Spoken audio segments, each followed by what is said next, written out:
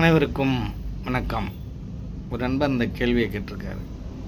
கோபங்கிறது சரியா தவறா அப்படின்னு சொல்லிட்டு கேட்டிருக்காரு. இப்போ கோபங்கிறது சரியா தவறா அப்படின்னால் அப்போ என்ன சொல்லியிருக்காங்க அப்படின்னா, கோபம் தனியக்கூடியது, கோபம் படக்கூடாது அப்படின்னு சொல்லியிருக்காங்க. ஆறுவது சினம் அப்படின்னு சொல்லிட்டாங்க. சினம் கொண்டு கோபம் கொண்டு எழுற அப்படின்னால் அந்த நேரத்தில் கொஞ்சம் தனிவாக இருந்து சிந்தித்து பார்க்கணும் அப்படின்னு சொல்லியிருக்காங்க.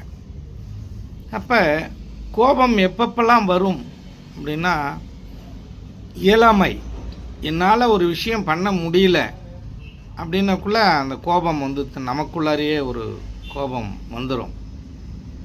அப்போ நமக்கு கிடைக்க வேண்டிய ஒரு விஷயம் அநீதியாக இன்னொருத்தவங்களுக்கு போகுது அப்படின்னக்குள்ள உங்களை அறியாமல் கோபம் பீறிட்டு வந்துடுது. இந்த உடல் இருக்கு இல்லையா, இந்த உடல் செயல்படாத ஒரு நிலை, நம்மளால் ஒரு விஷயம் பண்ண முடியல, நோய்வாய்ப்பட்ட நிலை, செயல்படாத ஒரு நிலை, அந்த நோய் தீரவே மாட்டேங்குது அப்படின்ற ஒரு நிலை, அந்த நேரத்தில் நமக்கு ஒரு கோபம் வரும். மன உளைச்சல் அதிகமாகி ஒரு கோபம் வரும். இந்த கோபம் வரும்போது எல்லாம் நாம் என்ன செய்ய வேண்டும் என்றால், டீப்பாக ஒரு மூச்சை மேலும் கீழுமாக இழுத்து விட வேண்டும். அப்போ உங்களோட இரத்த ஓட்டம் சரியான நிலையில் இருக்காது, இரத்த அழுத்தம் அதிகமாக இருக்கும். அப்பொழுது நீங்கள் அமைதியாக யோசித்து ஒரு முடிவெடுப்பது தான் சரியாக இருக்கும். கொஞ்ச நேரம் அதை யோசிக்கணும். அது சம்மந்தமாக அந்த இடத்த விட்டுட்டு நீங்கள் எட்டக்க போயிட்டு அது சரியானதா சரியில்லாத யோசித்து அதுக்கு தகுந்தாற் போல் ஒரு முடிவெடுக்கணும்.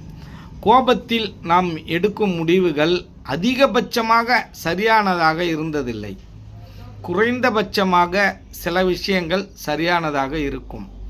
ஒரு ரேஷன் கடைக்கு போகிறீங்க, உங்களுக்கு குடிக்க வேண்டிய அரிசியை அவன் அரிசி இல்லைன்னு சொல்லிட்டு அரிசியை இன்னொரு நபருக்கு கொடுக்குறான், அரிசியை கடத்துறான்னு வச்சுங்க.